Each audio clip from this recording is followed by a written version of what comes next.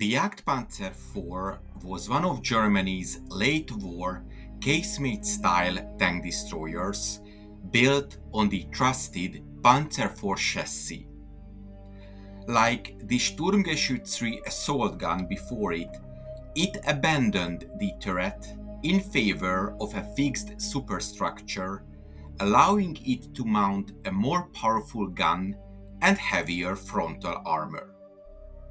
Several different versions of the Jagdpanzer IV were produced, and among them was the Panzer IV/70A, a vehicle born not out of long-term planning but out of sheer wartime necessity. By 1944, the standard Panzer IV was falling behind. New Soviet tanks like the T-34/85 completely outclassed it in firepower and protection.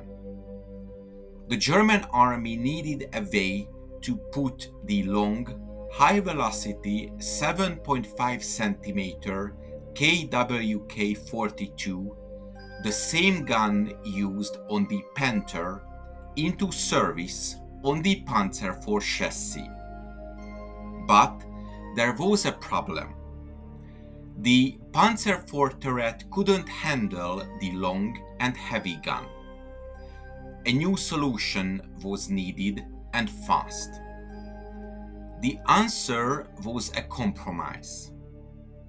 The engineers at the Alket factory in Berlin simply placed the superstructure onto a standard Panzer IV chassis without extensive modification. It was a quick and dirty adaptation, approved in June of 1944, presented to Hitler in July, and rushed into production by August. Because Alket was responsible for the design, it became known as the Panzer IV/70A, with A standing for Alket. On the battlefield, the tank destroyer was immediately recognizable. Unlike the sleek, low-silhouette WOMAG version, this one was tall and boxy, with a height of about 2.35 meters, making it harder to conceal and giving it a distinctively improvised look. It carried the same powerful 7.5 cm gun with 60 rounds of ammunition and a secondary machine gun. Its armor was respectable, up to 80 mm on the front, but it weighed nearly 28 tons. The long barrel caused problems too. It projected so far forward that it strained the suspension and accelerated wear on the front road wheels. Crews often had to deal with breakdowns, making it less reliable than its sleeker counterpart. I've launched a special World War II Word Search puzzle book series, each volume dedicated to one of the pivotal battles of the war. They are a fun way to relive history while giving your brain a healthy challenge. Collect them all and build your own library of World War II battles in puzzle form. You will find the links in the description below. Between August of 1944 and March of 1945, the Nibelungenwerke built about 278 vehicles, plus the prototype. They were sent to Panzerjägerabteilungen, or tank destroyer battalions of both armored and infantry divisions, where they fought alongside assault guns and even heavy tank destroyers like the Jagdpanther. The Panzer IV/70A wasn't elegant, but it brought Panther-level firepower to the front at a time when every gun counted. It was never intended to replace the Sturmgeschütz assault gun or the Jagdpanther, but rather to fill gaps in equipment where new vehicles were badly needed. On the Eastern Front, it faced swarms of Soviet armor, while in the West it often ambushed Allied Shermans and Churchills from concealed positions.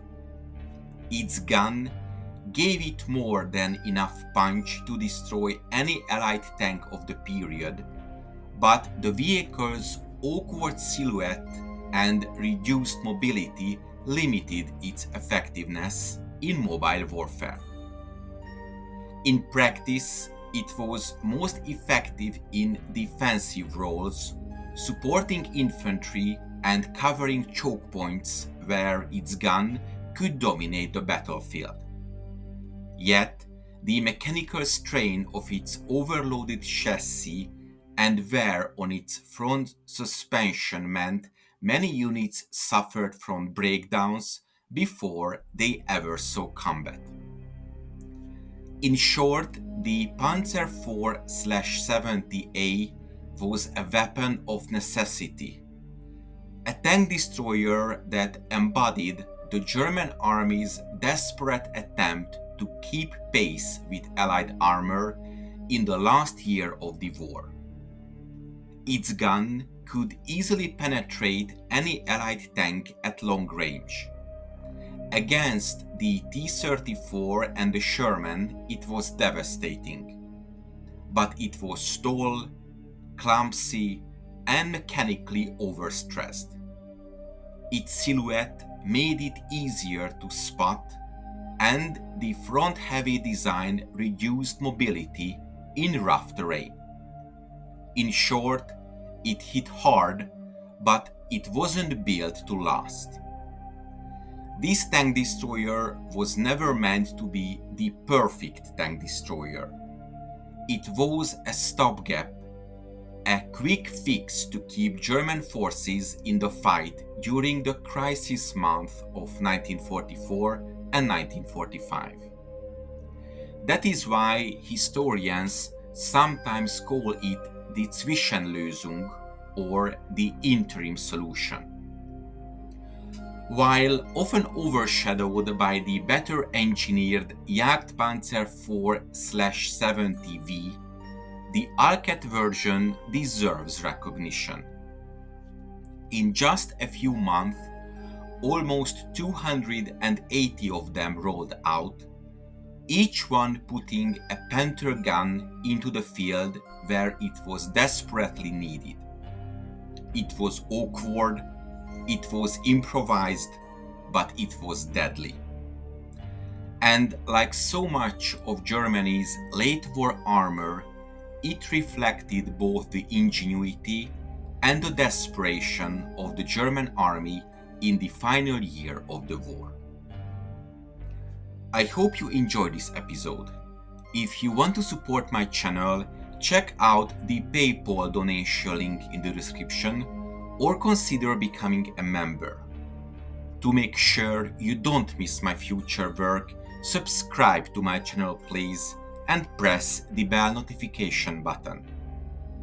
Thank you for watching and see you in the next video.